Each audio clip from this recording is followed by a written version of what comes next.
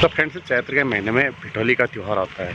अपने बेटियों को, बहनों को लोग भिठौली देते हैं और सम्मानपूर्वक उन्हें कुछ और उपहार भी देते हैं। परंपरागत रूप से बेटियों को पूड़ियाँ पकाकर, एक टोकरी भर के पूड़ियाँ पकाकर गिफ्ट में दी जाती थी और बेटियाँ या बहनें उन पूड़ियों को पूरे गांव में बांटती थी और पूरे गांव में खुश होकर प्रचार करती थी कि मेरे मायके से भिठौली आई है। और हर घर में 2-2 पूड़ियाँ दी जाती थी। तो जिन लोगों को पूड़ियाँ मिलती थी वे लोग उन पूड़ियों को बड़े चाव से खाते थे। वो भी इंतज़ार करते थे कि भाई किसी की भिठौली आई होगी तो एक आध पूड़ी खा लूँगी। तो पहले ज़माने में इतने संसाधन नहीं होते थे लोगों के पास, और इस ज़माने की तरह बाल मिठाई, दूसरी तरह तरह की मिठाइयाँ नहीं होती, तो बेटियों को पूड़ियाँ गिफ्ट में दी जाती थी, एक टोकरी भर के पूड़ी। इस ज़माने में भी कुछ लोग उस रिवाज को जीवित रखे हुए हैं और बेटियों को, बहनों को चैत्र के महीने में भिठौली के रूप में एक बड़ी सी टोकरी भर के पूड़ियाँ ले जाते हैं, पूड़ियाँ पका के ले जाते हैं। लेकिन कुछ एक लोग सुविधाजनक ये सोचते हैं कि वे अपनी बेटियों को कुछ रुपये कैश में दे देते हैं, लेकिन इससे त्यौहार का मज़ा किरकिरा हो जाता है। कई अवसरों पर जब कोई महिला, उसका कोई भाई नहीं होता है तो वो उदास हो जाती है। हर महिला ये चाहती है कि उसको चैत्र के महीने में उसके मायके वाले भेंटने के लिए आए, भिठौल देने के लिए आए, और उस पूरे चैत्र के महीने में गांव में बहुत अच्छी रौनक आ जाती है। हर घंटे कोई ना कोई आपके घर में पूड़ियाँ गिफ्ट देने, उपहार में देने के लिए आता है और आप उनको बड़े शौक़ से स्वीकार करते हैं, बड़े सम्मान से स्वीकार करते हैं। तो भिठौली की शुरुआत कैसे हुई होगी? कई शताब्दी पहले बताता है कि एक बालक था, उस बालक की कोई बहन नहीं थी।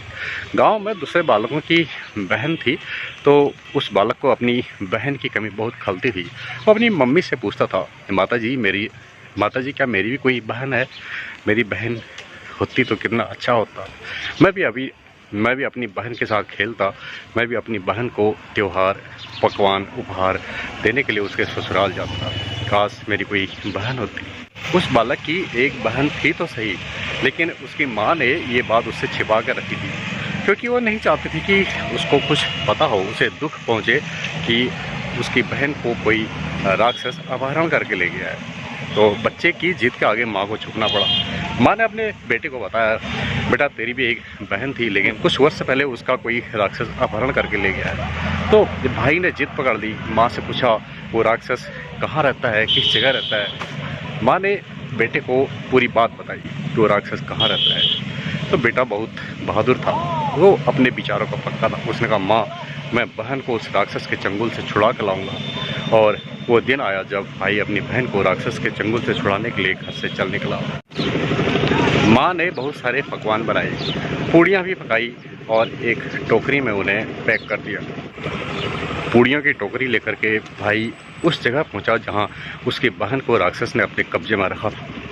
उचित समय आने पर भाई अपनी बहन से मिला, उसे अपना परिचय दिया कि बहन मैं तेरा भाई हूं, तुझे इस राक्षस के चंगुल से छुड़ाने के लिए आया हूं। बहन बड़ी होशियार थी, उसने भाई को राक्षस के आने पर घर के अंदर कहीं छिपा दिया। जब राक्षस वहां पहुंचा तो बोला अपनी पत्नी से कि यहाँ मनुष्य के आने की गंध आ रही है। बहन ने कहा, नहीं, यहाँ कोई मनुष्य नहीं आया है, आप बैठो, हाथ मुंह धो और खाने के लिए आपको क्या परोसा जाए। बहन ने अपने राक्षस पति के लिए उसके भाई के द्वारा लाई गई पूड़ियाँ परोसी और चालाक बहन ने साथ में एक तवा और एक पलटा, बड़ी वाली चम्मच गर्म करके रखी थी, बिल्कुल लाल। राक्षस गर्म पूड़ी और गर्म तवे तथा गर्म चम्मच, जिसको पलटा कहते हैं, उनमें अंतर नहीं कर पाया। बहन ने पूछा, आप किस आसन में बैठोगे? सफ़ेद रंग के आसन में बैठोगे या लाल रंग के आसन में? राक्षस तो राक्षस ही था, उसने आपसे कहा, मैं लाल रंग के आसन में बैठूंगा। और क्या खाओगे, सफ़ेद खाओगे या लाल रंग का खाओगे?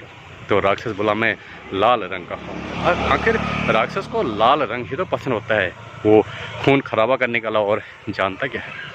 तब बहन ने उस राक्षस पति के लिए बैठने के लिए लाल तवे का आसन लगा लिया और उसके मुंह में गर्म लाल चम्मच घुसेड़ दी। इस तरह राक्षस जल पड़ा और उसकी मौत हो गई और भाई अपनी बहन को उस राक्षस के चंगुल से निकाल लाया और इस तरह भिठौली अस्तित्व में आ गई। चूँकि ये घटना चैत्र के महीने में घटी थी, इसलिए हर वर्ष चैत्र के महीने में भाई अपनी बहन को भिटौली देने जाता है और भाई की अनुपस्थिति में ये कार्य पिता द्वारा, चाचा द्वारा या चचेरे भाइयों के द्वारा किया जाता है। वक्त के बदलने के साथ अब चैत्र के महीने में भाई अपने बहन को बढ़िया बढ़िया गिफ्ट देते हैं, बढ़िया बढ़िया उपहार देते हैं। Mobile phone, fridge, washing machine,